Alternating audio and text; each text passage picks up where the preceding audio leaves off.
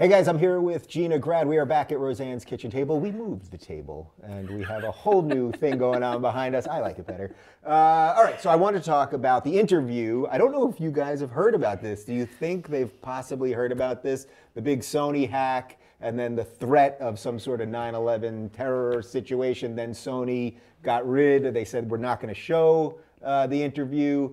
Then, just in the last hour now, suddenly a couple theaters, apparently one in Atlanta, one in Dallas, are going to show it on Christmas Day. Now it's going to be released online. That's at least what it sounds like, and this could change a little bit. But I am completely fascinated by this story. Because it's completely fascinating. Yeah. And first of all, if you haven't heard of this, yeah, you are 100% trapped under something heavy, and someone should go find you. Is there anyone that hasn't heard of this story at this point?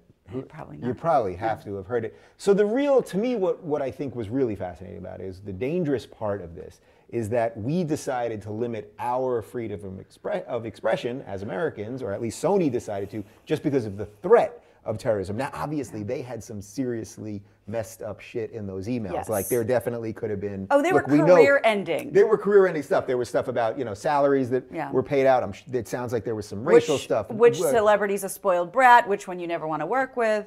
So terrible stuff. But to be blackmailed by a government or by hackers or whatever, it was a really bad precedent. So I'm very thankful. I'm thankful in this holiday season that we're going to get to see a movie, actually, that I wasn't even intending on seeing. Was. Because it looked pretty low budget. Yeah. So I guess this all is sort of ending nicely or something like that? It's, who's to say? First of all, I don't know that anyone was super stoked about this movie, but now everyone feels like they have to see it. You're compelled to see it because this almost started World War III, so I got to at least check it out for 5 minutes. Yeah. But, I think Mel Brooks put it best the other night. I can't remember what show he was on, when he said, when I did The Producers, at least I waited until Hitler was dead. And you know what? Like, he has a point. I mean, you're poking fun at a sitting dictator of a nation who starves his people and feeds his uncle to dogs. Yeah. And you didn't expect anything to come of this joke. Right, so that's kind of interesting. So as we talked about last week with Kelly Carlin, comedy is tragedy plus time. Absolutely. But in this case, it's happening right now. Yeah. The horrors of what's going on in North Korea is happening right now. So it does make it a little different, I suppose. But did you feel something really weird for the few days that it actually sounded like this thing wasn't going to happen? Yeah. To me, it felt awful. Like, as someone that's a creator and that I try to, put what I think out and freedom of expression. Obviously, I believe in all that stuff, and it felt kind of terrible. Like we were almost doing it to ourselves. Yeah, I have really, really polarizing opinions on this, just internally. As an artist and whatever artist.